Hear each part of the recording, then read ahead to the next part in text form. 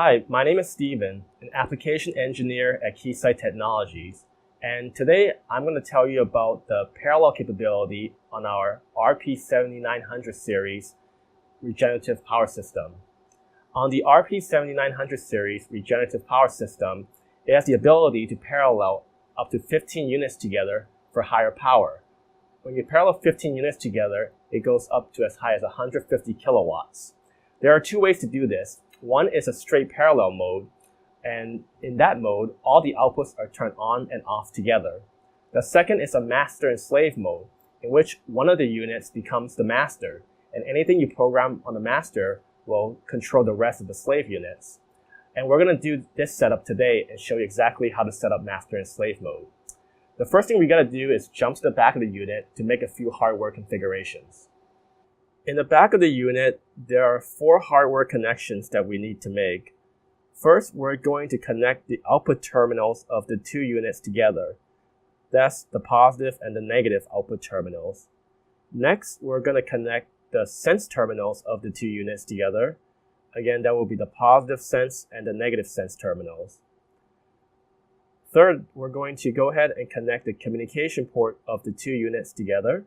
And this is the blue wire that you see here in the back. And lastly, we're going to connect the current sharing terminals together. And this is the red and black wire that you see in the back here. And with those 4 connections, we are all set in terms of master and slave configuration for the hardware connection in the back. And next, we're going to go to the front of the unit and change some of the menu settings to configure the units for master and slave connection.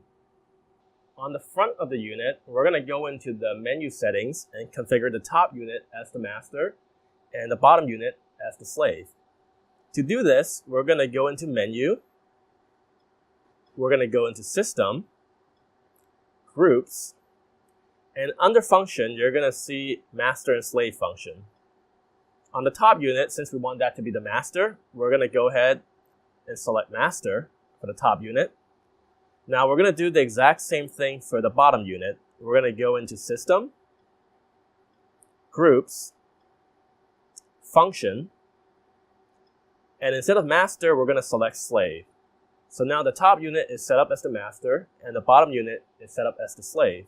At this point, we still need the master unit to discover the slave unit. So we're going to go back, go to the master setting, and go to our discover function. So once we're here, we're going to press discover, and it says one slave detected or discovered. And what that means is that the master unit has discovered the bottom unit as the slave unit. So at this point, these 2 units are now tied together in a master and slave configuration.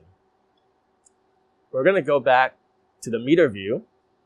And on the top unit, we're going to go to voltage, and we're going to program in 5 volts.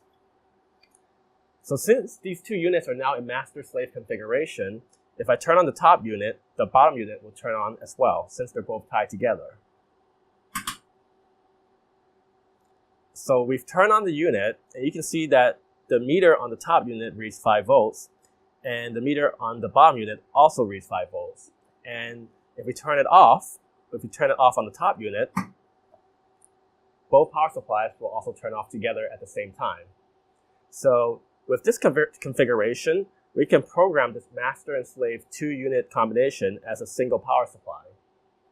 In the video today, we've configured these 2 units in a master-slave configuration where the master controls the slave.